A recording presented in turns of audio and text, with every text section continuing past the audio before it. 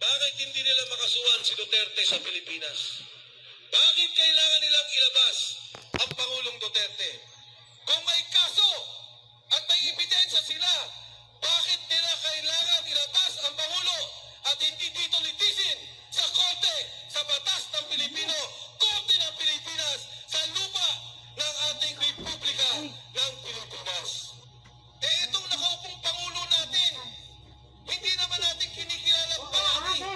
Pinakulong ang isang napakagaling na leader at mamamatay sa dayuhang bansa.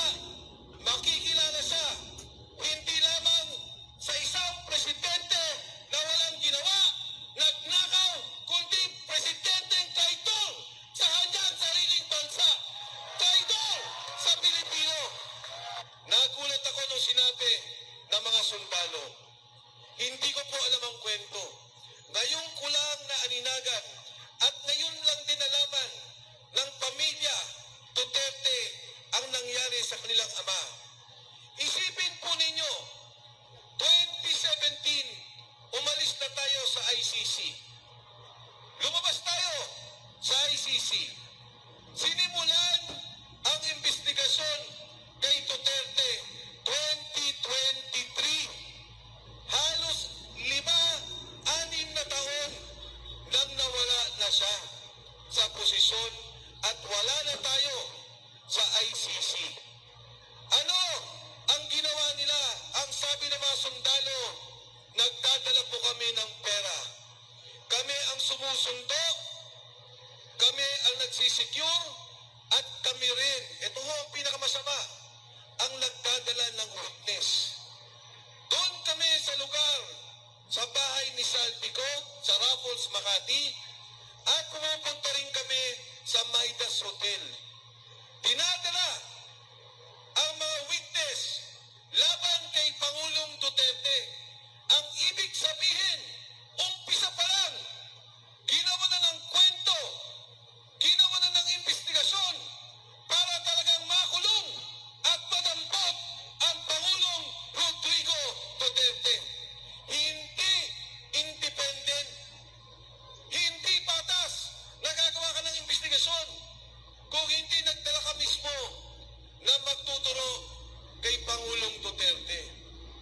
Di ba ho, ang kwento nila, $2 million, nag-deliver po kami. Nagdi-deliver kami ng pera kay Senator Trillanes. Siya ang nagdadala ng witness sa Midas at doon sa Raffles. Kailan ka naman nakakita na yung tao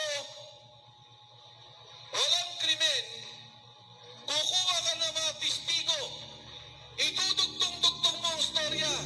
Para ano? Para matanggal at madampot ang Pangulong Duterte. Alisin siya sa Pilipinas, dalhin sa malayo, at doon litisin ang kanyang pagkakasala o ang kanyang krimen na kanilang sinasabi.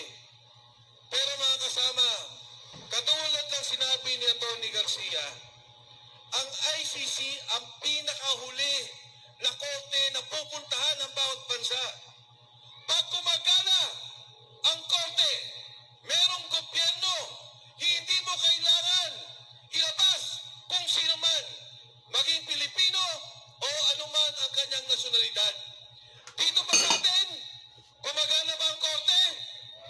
May hukom ba tayo? May Korte Suprema ba?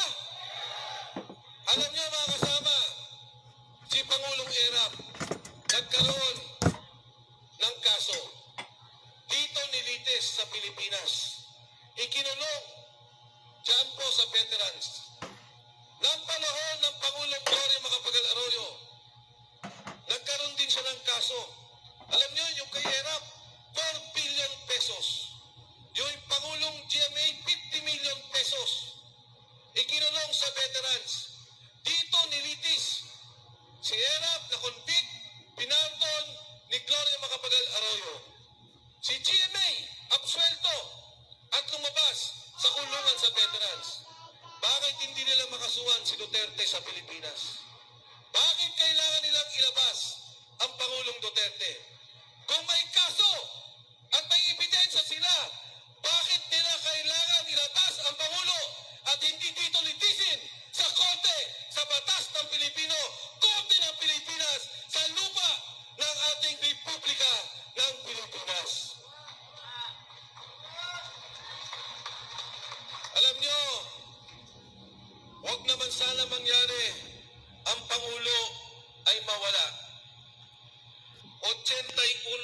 taong gulang na siya.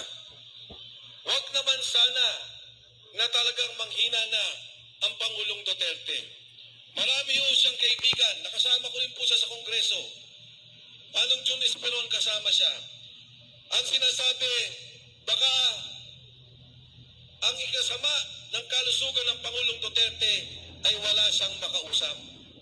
Dahil ang taong yan, parating gusto daw maraming kasama, maraming kakwentuhan, maraming kalokohan, kabiruan. Ngayon o, mag-isa.